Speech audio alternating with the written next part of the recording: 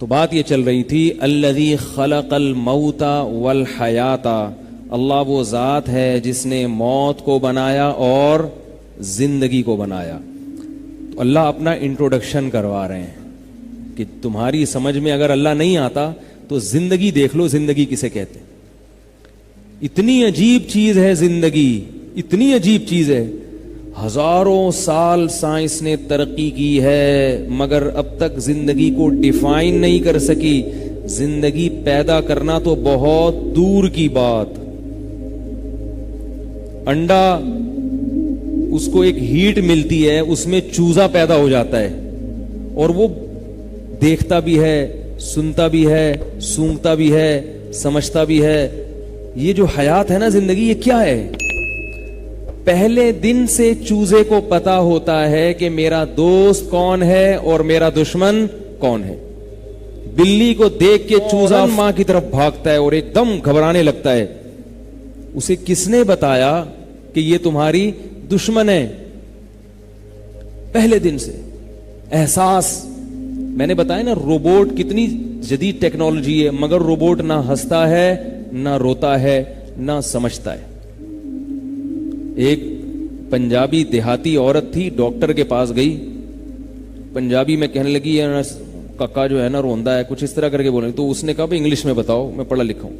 تو کہنے لگی ڈاکٹر صاحب نہ ایٹتا ہے نہ سلیپدا ہے، نہ یہ ایٹدا ہے نہ سلیپدا ہے، ویپدا ہی ویپدا ہے. ٹھیک ہے، ویپنگ. نہ ایٹدا ہے نہ سلیپدا ہے، بس 24 گھنٹے ویپدا ہی ویپدا ہے. تو روبوٹ نہ ایٹدا ہے نہ سلیپدا ہے اور نہ ویپدا ہے، کچھ بھی نہیں کرتا. کیوں؟ اس میں احساسات نہیں ہے. احساسات نہیں. کمپیوٹر کتنی ذہین چیز ہے، احساسات نہیں ہے. تو یہ جو حیات پیدا کر دی، حیات بہت عجیب چیز ہے.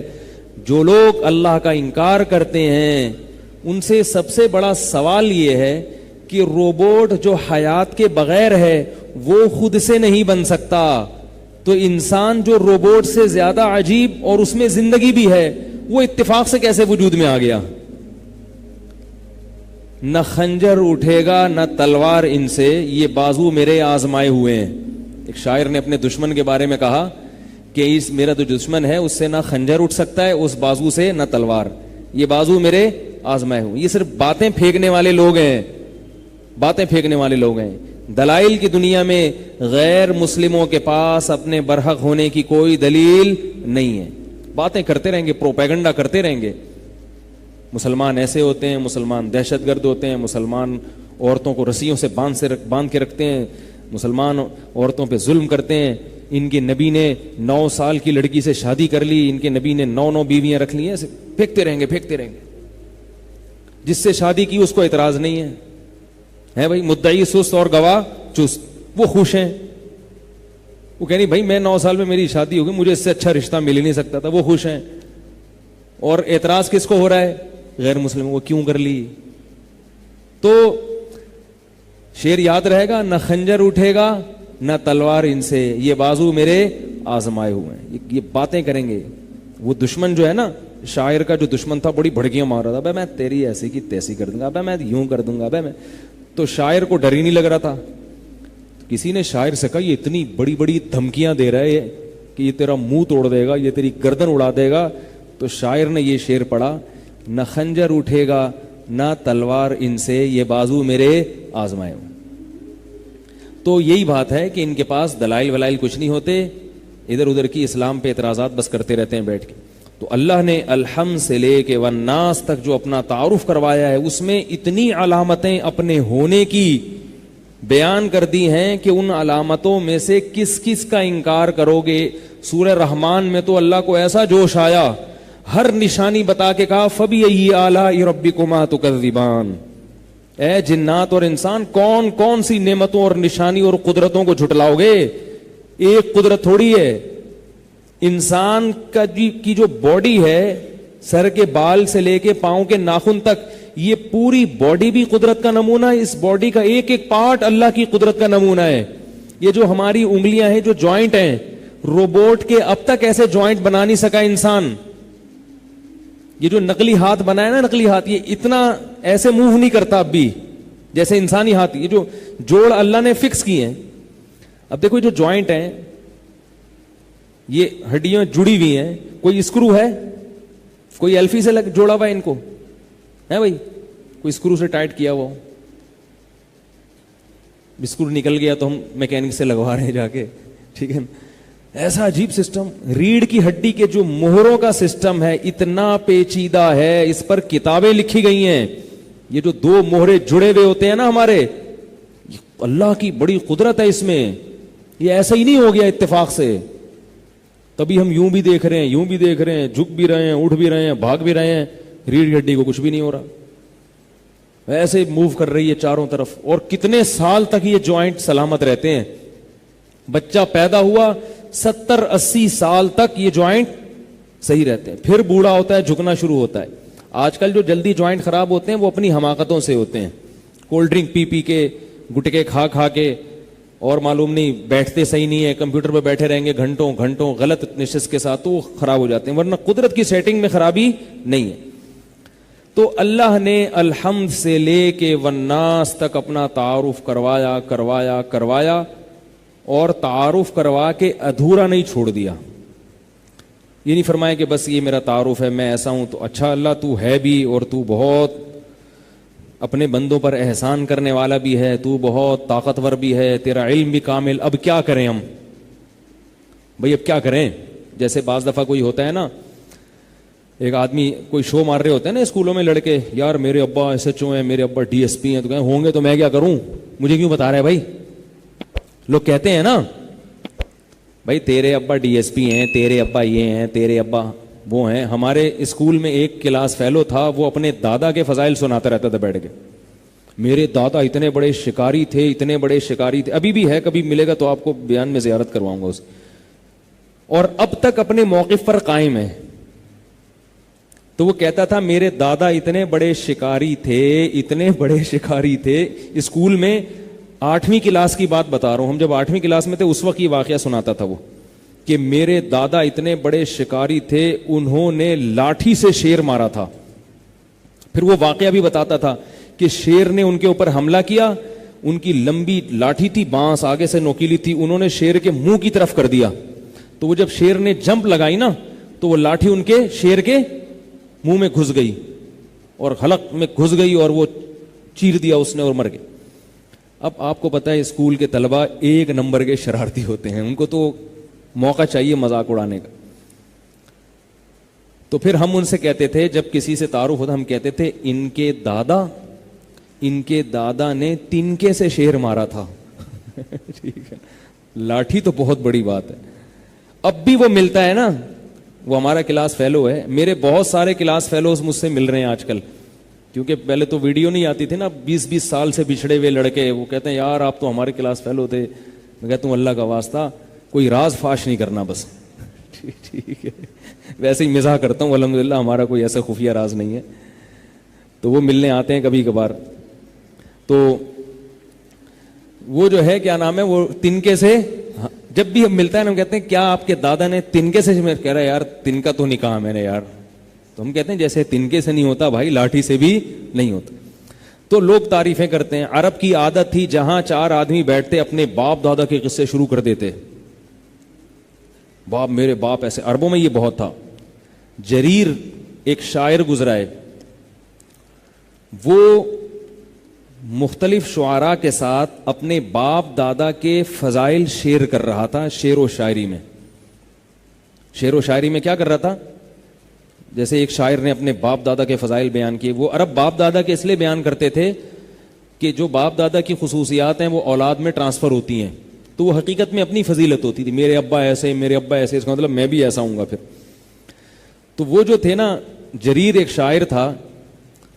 ایک دن اس کے گھر میں کوئی ملنے کے لیے آیا، تو اس نے دیکھا کہ ایک بوڑھا آدمی بکری کے تھنوں سے منہ لگا کے دودھ پی رہا ہے. ٹھیک ہے، ڈائریکٹ بکری کے تھنوں سے منہ لگا کے. تو بندے نے پوچھا یار یہ کون ہے، کیا کر رہا ہے؟ انہوں نے کہا یہ میرے والد محترم ہیں، یہ اتنے کنجوس ہیں کہ یہ گلاس میں یا برتن میں اس لیے دودھ نہیں نکال رہے کہ برتن میں جب دودھ نکلے گا تو تھوڑی سی شور کی آواز آئے گی, بچے آ جائیں گے مانگنے کے لیے ابا سے دودھ. بچے بھی انہی کے ہیں, میرے چھوٹے بھائی, وہ آئیں گے دودھ مانگنے کے لیے. تو ابا کیا کر رہے ہیں کہ بچوں کو پتہ نہ چلے, احتیاطاً تھنوں سے منہ لگا کے ڈائریکٹ دودھ پی رہے ہیں. تو جریر نے کہا یہ میرے وہ ابا ہیں کہ کل میں نے ان کی سخاوت بیان کر کے مشاعرہ جیتا ہے.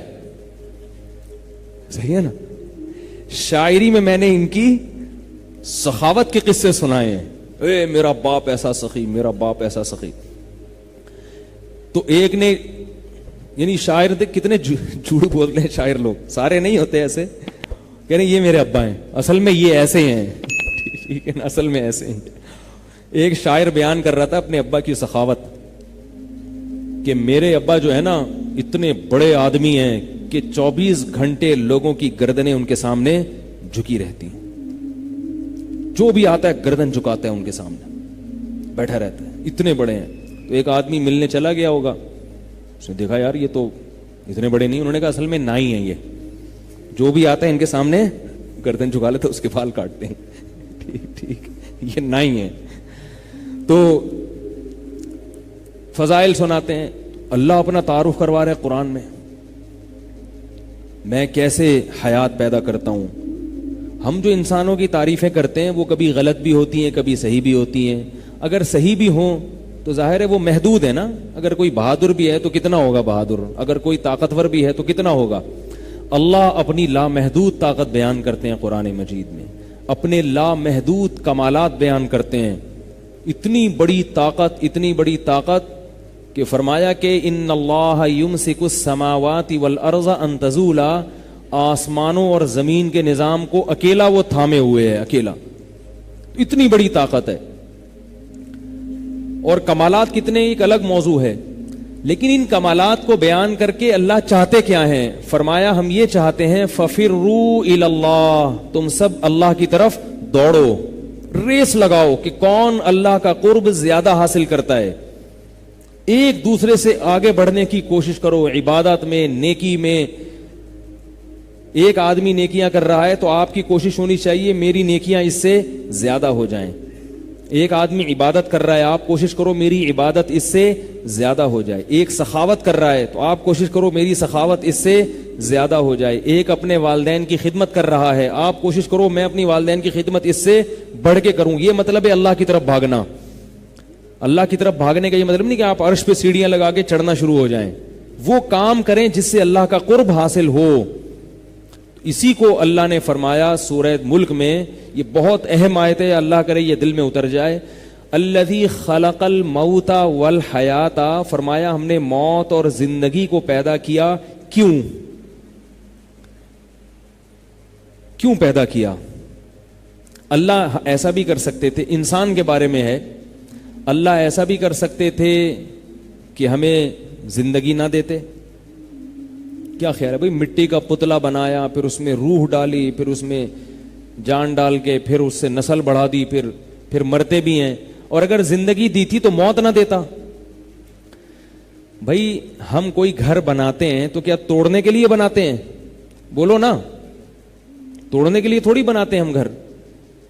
ہماری کوشش ہوتی ہے گھر ایک دفعہ بن گیا تو ہمیشہ رہے. وہ تو چونکہ تغیرات زمانہ ہیں کہ اس کی ریپیئرنگ کرنی پڑتی ہے, پھر لوکیشن چینج ہو جاتی ہے, بعض دفعہ ڈیزائن چینج کرنا پڑتا ہے کہ بھئی یہ غلط ہو گیا تھا, اب ایسے ہونی ایسے ہونا چاہیے. یہ اب چھوٹا پڑ گیا, بچے زیادہ ہو گئے ہیں تو اب چلو یہ توڑ کے بڑا بنا لو, ڈبل اسٹوری کر لو. ورنہ کوشش کیا ہوتی ہے ایک ہی دفعہ بنے اور ہمیشہ کے لیے قائم رہے. تو ہم تو عاجز ہیں اس لیے تبدیل کرتے ہیں, اللہ تو عاجز نہیں ہے. اس نے ہمیں بنایا, زندگی دے دی, اتنی قدرت سے, طاقت سے اور اپنے کمال سے بنایا, تو اب بنا کے وہ ہمیں مارتا کیوں ہے؟ بھائی ہمیشہ کے لیے بھی تو بنا سکتا تھا نا, وہ اس کے لیے کیا مشکل تھا؟ کیا خیال ہے بھائی؟ غلط تو نہیں کہہ رہا نا میں, بناتے کہتے چلو بس موج کرو, زندہ رہو ہمیشہ. تو اللہ نے اس کا جواب دے دیا, فرمایا حیات بھی پیدا کی اور موت بھی. کیوں؟ لیبلوکم, تاکہ وہ تمہیں آزمائے.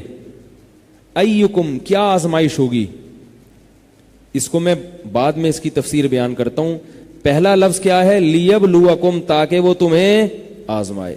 آزمائش کے لیے ضروری ہے کہ ایگزامینیشن ہال میں جب بندے کو رکھا جائے تو اس کا کوئی ٹائم بھی ہو.